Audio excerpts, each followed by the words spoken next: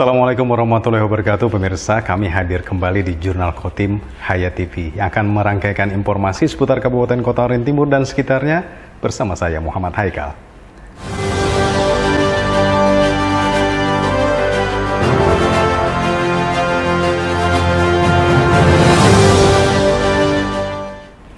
Satuan Reserse Narkoba Polres Kota Waringin Timur membongkar modus baru narkoba jenis sabu-sabu yang dikemas rapi di dalam makanan kaleng tersegel.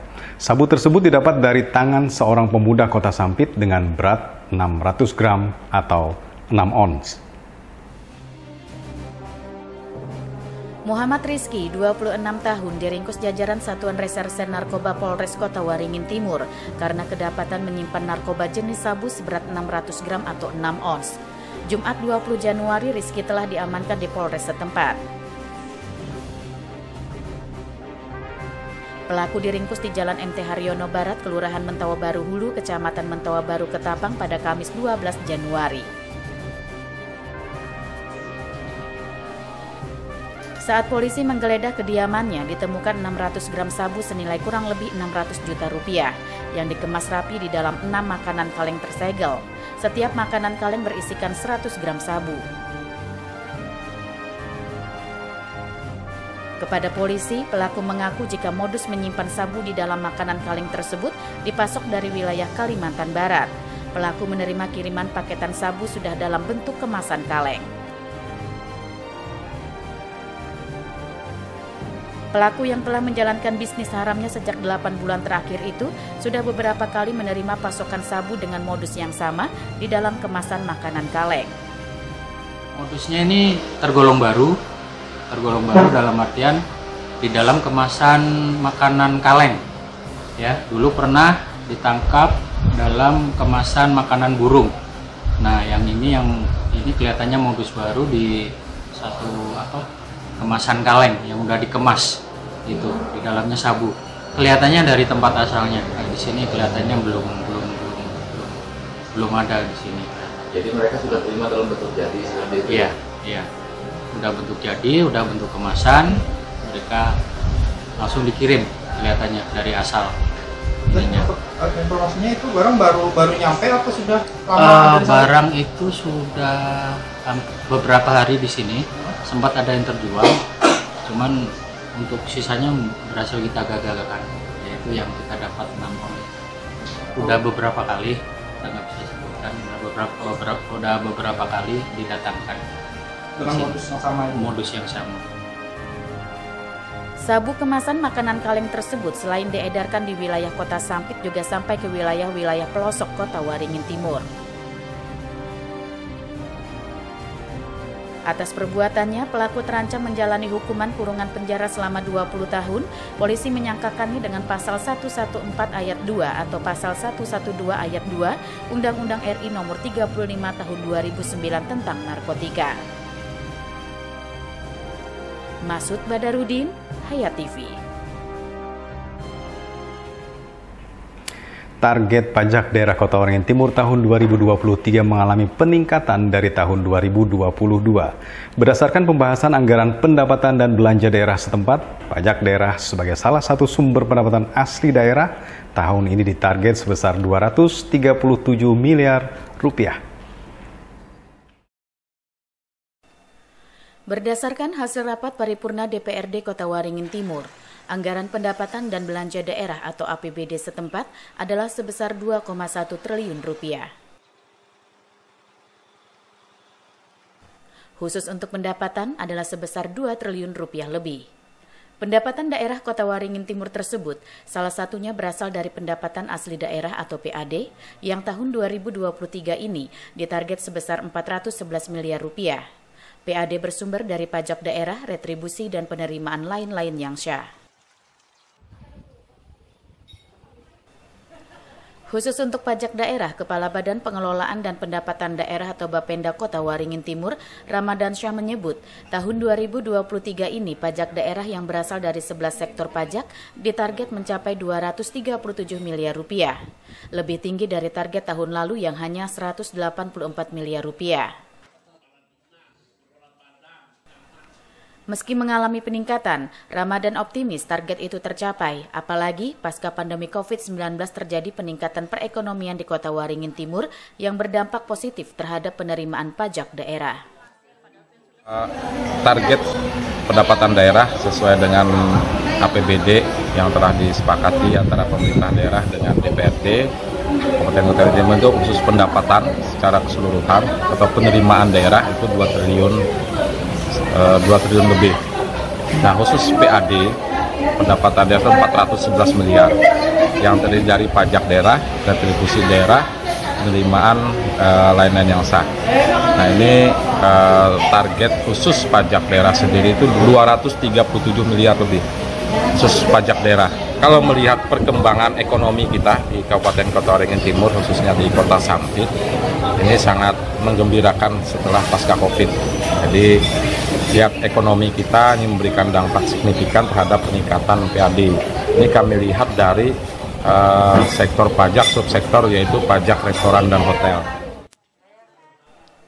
Di samping itu, Bapenda Kota Waringin Timur juga akan melakukan berbagai langkah guna mencapai target PAD melalui peningkatan pelayanan kepada masyarakat dengan memanfaatkan teknologi. Sebelumnya, Bapenda Kota Waringin Timur meluncurkan aplikasi Smart Tax untuk pembayaran pajak daerah secara online. Tahun ini akan kembali diluncurkan aplikasi e-layanan untuk memudahkan pendaftaran serta mutasi pajak daerah.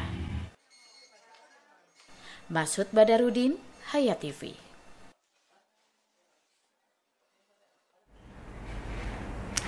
Pemirsa, Basnas atau Badan Amil Zakat Nasional Kabupaten Kota Waringin Timur salurkan bantuan dengan merenovasi atau memperbaiki 4 rumah tidak layak huni menjadi layak huni.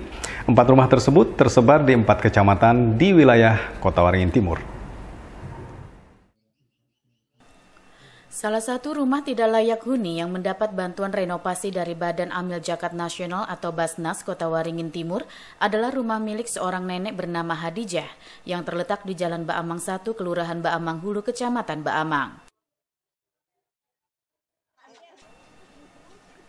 Penyerahan bantuan pada Kamis 19 Januari secara simbolis dilakukan oleh Wakil Bupati Kota Waringin Timur Irawati yang ditandai dengan pemotongan pita serta penyerahan kunci kepada Hadijah. Nenek berusia 80 tahun yang memiliki 3 anak dan 7 cucu tersebut terlihat sangat terharu atas bantuan yang diterima, karena sejak saat itu ia bisa tinggal bersama keluarganya di rumah yang kondisinya kini sudah layak huni. Aku senang. Sudah berapa tahun Pian tinggal di sini? 80 lebih sudah umurnya. Diam sini kah? Diam di sini tahun 80. tahun 80-an. Persen kah? Aduh, kalau kumandanya. Ya alhamdulillah mama tuh orang yang bahan gale. Lupa yuk. Ya. Senang juga. Senang kayak itu mak. Di sini tinggal dengan siapa saja, Bu? Anak sawah tetang. Atau nanti. Menantu pun nang bamak ni. Mantu, anak. Ini anak nah. Sama cucu 1. Sementara itu, 3 penerima bantuan renovasi rumah lainnya adalah Hambrani di Kecamatan Kota Besi, Fakrianur di Kecamatan Cempaga, serta Abdul Halim di Kecamatan Mentawa Baru, Ketapang. Penyaluran bantuan renovasi rumah 4 rumah tidak layak huni menjadi layak huni ini merupakan program pertama yang dilakukan Basnas Kota Waringin Timur. Bantuan yang disalurkan adalah senilai 25 juta rupiah untuk setiap rumah dengan waktu pengerjaan 20 hari.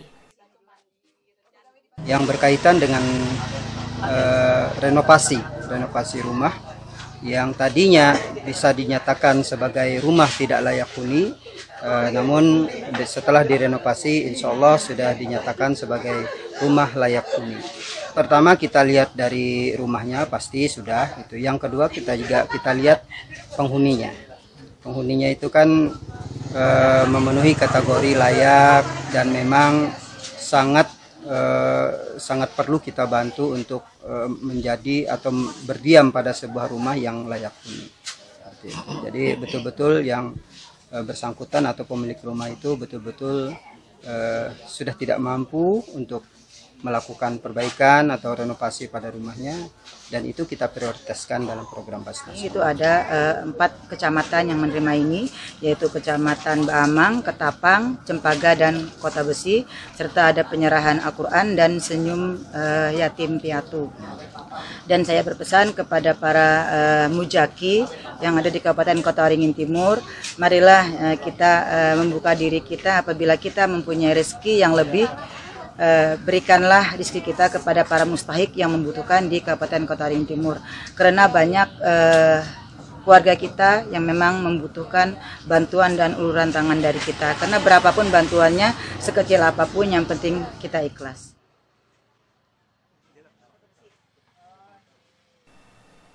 Program renovasi rumah tidak layak huni menjadi layak huni ini akan kembali dilakukan Basnas Kota Waringin Timur di tahun-tahun mendatang. Diharapkan nantinya program serupa dapat disalurkan ke lebih banyak warga yang memang membutuhkan tempat tinggal layak huni. Masud Badarudin, Hayat TV.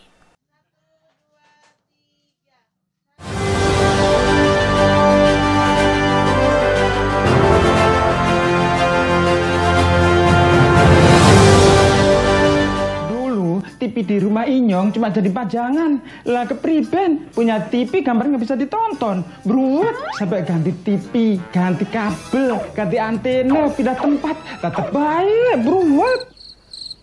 Maring sekarang sejak Inyong pakai TV digital, di rumah Inyong jadi rame terus. Gambar TV nggak semutan, suara jernih, celing. Pasangnya gampang, nggak pakai ribet. Ayo pakai TV digital aja, kelalen pasti celing.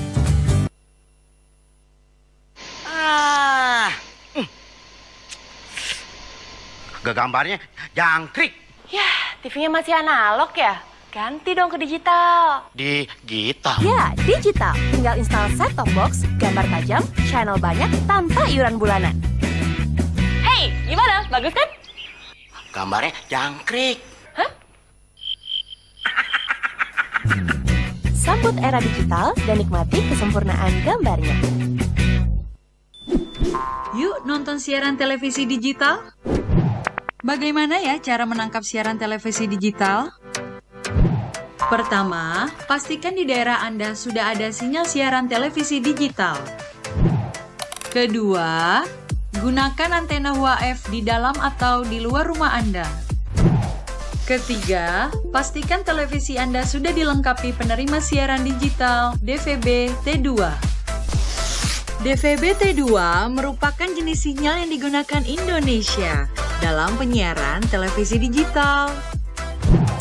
Keempat, pilih auto scan, lalu pindai televisi Anda. Bagaimana jika televisi Anda masih analog? Pasangkan set-top box, televisi Anda otomatis menangkap siaran digital. Bersih gambarnya, jernih suaranya, canggih teknologinya.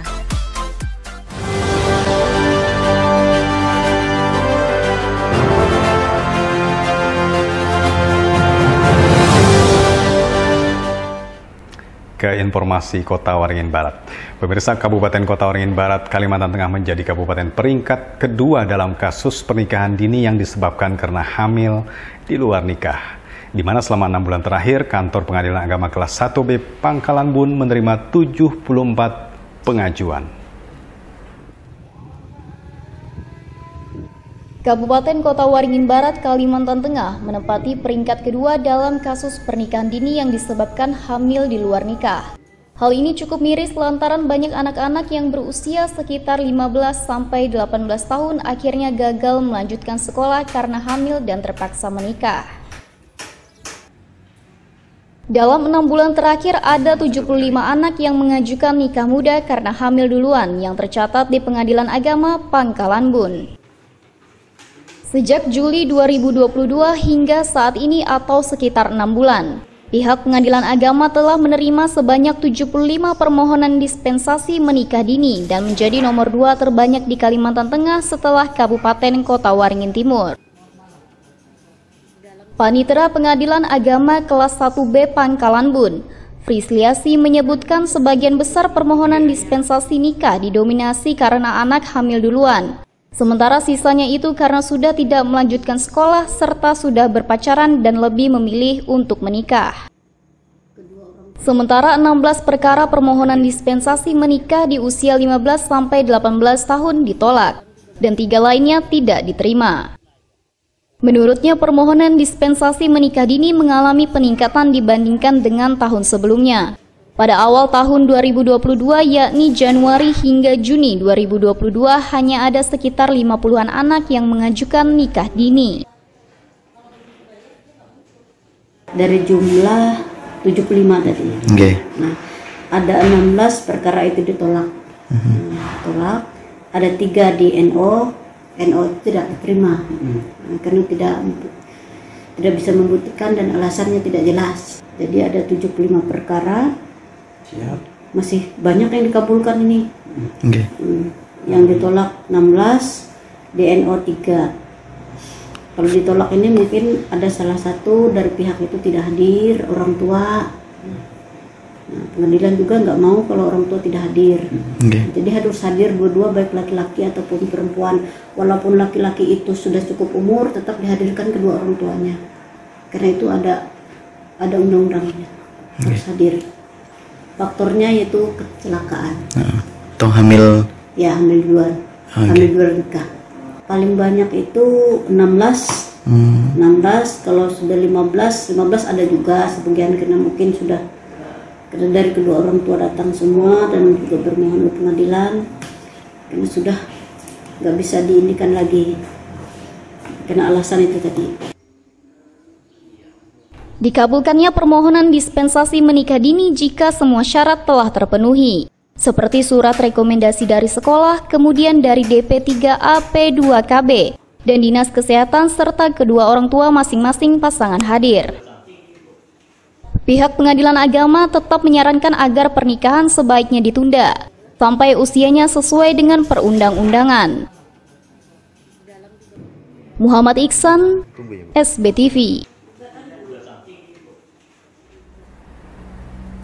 Tidak rela sepeda motor yang dibeli selama pacaran dikuasai sang mantan, seorang pemuda di Kota Waringin Barat nekat menyebarkan video mesum mereka ke akun media sosial dengan tujuan agar sang mantan mau mengembalikan sepeda motor tersebut.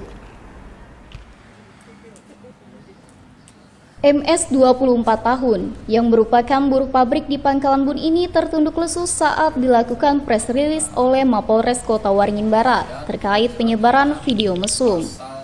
Dalam rilis yang disampaikan, MS yang merupakan mantan pacar korban melakukan aksinya lantaran kesal usai putus dan cekcok soal kepemilikan sepeda motor yang dibelinya bersama pacarnya saat masih bersama.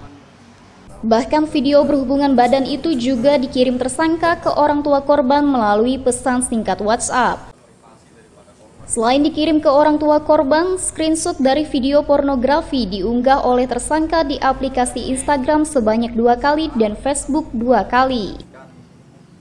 Kapolres Kota Waringin Barat AKBP Bayu Wicaksono saat press release yang digelar pada Jumat 20 Januari 2023 menyampaikan bahwa tersangka dan korban telah berpacaran selama 4 tahun, di mana keduanya beberapa kali melakukan hubungan layaknya suami istri, di mana salah satunya direkam oleh tersangka. Selama pacaran, mereka pernah membeli sebuah sepeda motor secara patungan. Tetapi ketika telah putus, korban dianggap oleh tersangka MS ingin menguasai motor tersebut. Karena motor tak kunjung dikembalikan, tersangka MS lantas berinisiatif untuk mengunggah video mesum bersama sang mantan pacar di media sosial, dengan harapan sepeda motor itu diserahkan kepadanya. Awal mula antara tersangka dan korban ini memiliki hubungan berpacaran. Berpacaran sudah 4 tahun. Ya. Hubungan ini sudah berjalan 4 tahun.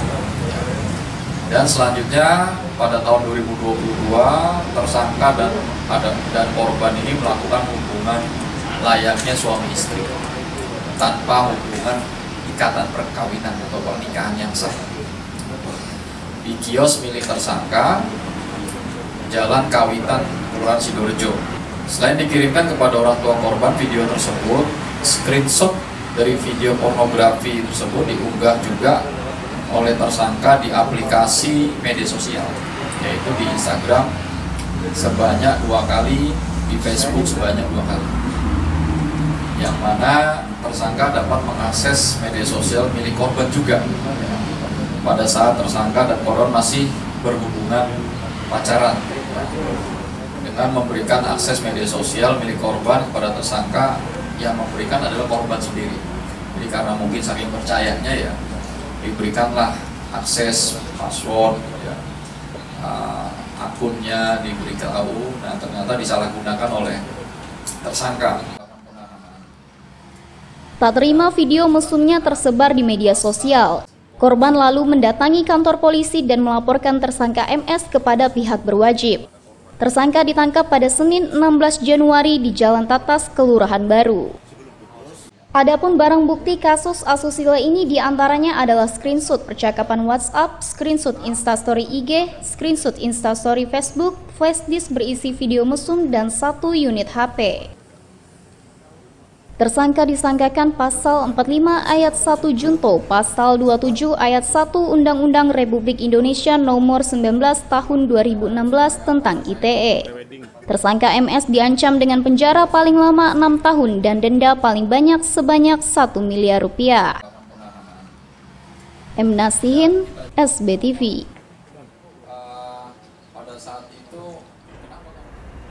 Dari redaksi Jurnal Kotim Hayati menyampaikan terima kasih atas perhatian Anda. Sampai jumpa lagi dan selamat menikmati hari libur buat Anda yang libur. Saya Muhammad Haikal pamit. Assalamualaikum warahmatullahi wabarakatuh.